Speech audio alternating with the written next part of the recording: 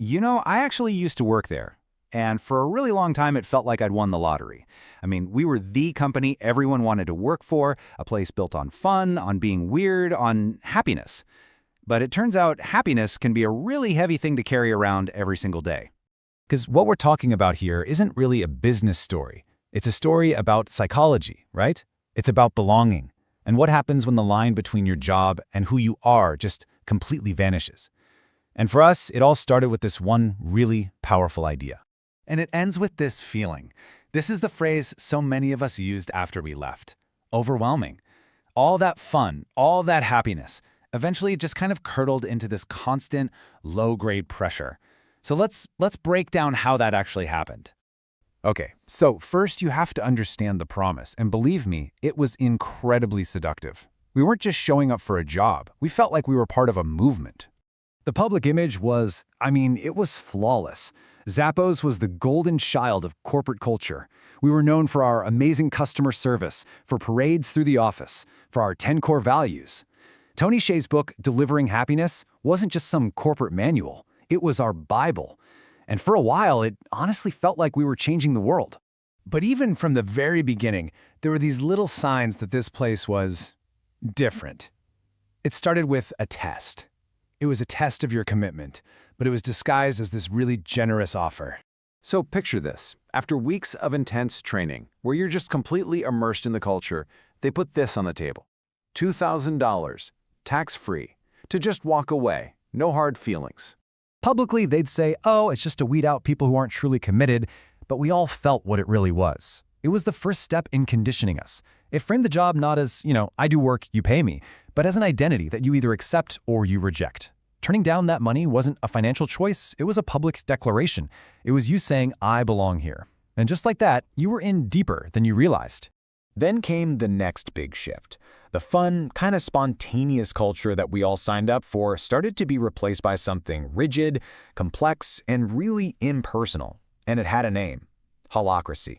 The way they sold it to us was all about empowerment. No more bosses, you manage yourself. But what really happened was that managers weren't replaced by freedom, they were replaced by a system.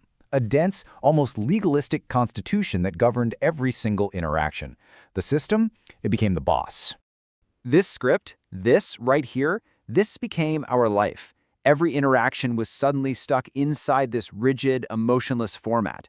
You couldn't just turn to someone and say, hey, I think this process is broken. No, you had to format your concern as a tension and then process it through one of these meetings. Spontaneous conversation, forbidden. You could only ask factual questions in one round. Then, in another round, you could give your single reaction, one person at a time. It systematically just filtered out all the humanity and replaced it with procedure. And the exhaustion, it was immense. You weren't just a designer or a call center rep anymore.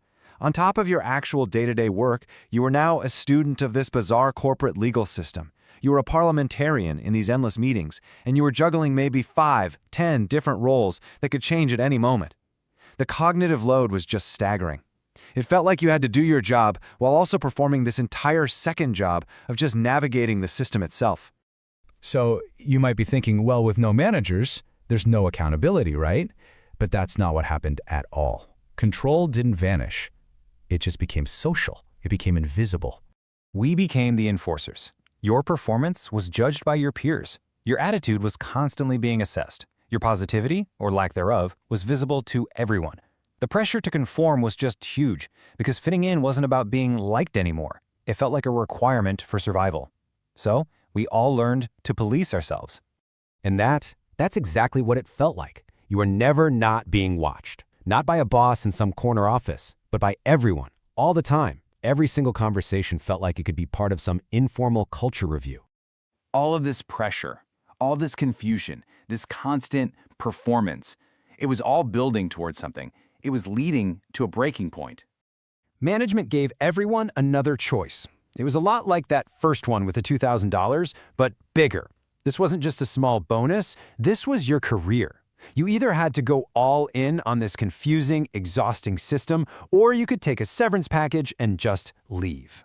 And hundreds of us left, 14% of the entire company. I mean, think about that for a second. This wasn't a layoff where the company decided who to cut. This was a culture purge, where the system itself filtered out everyone who couldn't or wouldn't conform. So why does any of this matter? Because nothing that happened at Zappos was ever technically illegal. It was something way more subtle than that. It was the weaponization of culture itself. See, the system worked on 3 different levels.